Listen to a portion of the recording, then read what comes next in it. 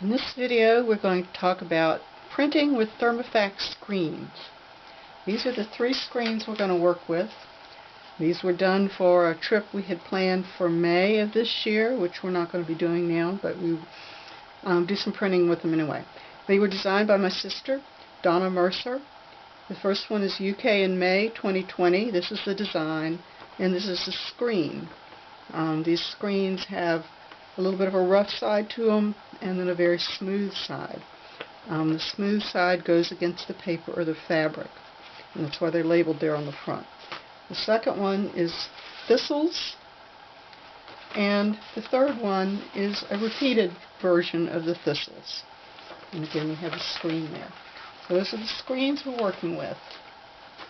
We're going to print on paper, and these are the papers. I took a piece of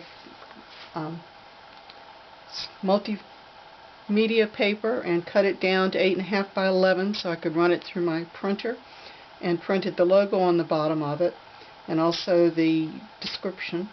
And then I painted it with watercolor so we have a little bit of texture on it, and then I sliced them so we got 2 for each page that I printed. And I have a couple other papers here, smooth colored. This one's a little rough. This has got some design on it. We'll use those, see how they work.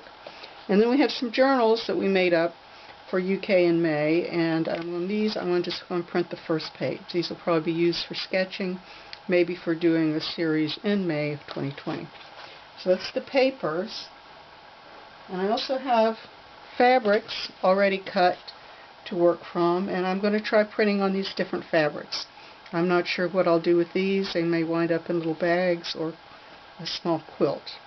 But we have several of those already cut to work on, and they've been pressed. The next thing that we need to have available for materials are paints, and this process works very well with acrylic paint. So I have several different versions. These are Lumiere, or this is Liquitex. These are for actually printing on fabric, and these are some more of those in various different colors. And then I have 2 for screen printing on fabric. Again, these are acrylic. And then your standard acrylic paints in several different shades. You want something that's a little bit thick, but not too thick, and you don't want it to dry too quickly, particularly with the fabric. So those are the paints that we have available. And the other thing I have set up here is a tub with some water in it, because you don't want that paint to dry on your screen. It will block the design. So as soon as I finish printing with the screen, I'll put it in that water, and then we'll be good to go. So I'm just going to do a quick example here on one of the pieces of paper, and that's all that we will do for this video. And then if you have questions, you can ask them on the bottom. But here's our piece of paper, and here's our design. And again, it's going with the smooth side down. And then you run just a little bit of paint across the top of it. Let's see how thick this works. I have a plate here for putting some little test stuff on.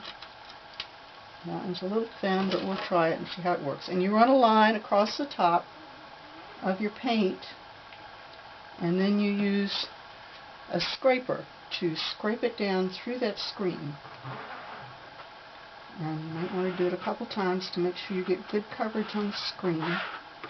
This paint is a little bit thin, so it's not really working the best. Get it all through the screen, and then you can pick it up a little bit before you move it completely off. Now, you see, that was too wet, so we'll try another one with it a little bit drier. We'll use a different paint. So this guy we're going to set aside, and we'll move to switch to the other small screen. So this is the UK in May, and for this we're going to use just the regular standard acrylic paint. And see how that one's out. That one's much better. That's a little thicker. So we'll run this along the top, and we'll take our scraper and pull it down through the screen, holding the screen steady so it doesn't slip. And there, we have a very nice print on that one. Hold it up so you can see it on the camera. So one with the paint too thin, and then one with the paint a little bit closer to the proper thickness. And then we can print with this screen several times.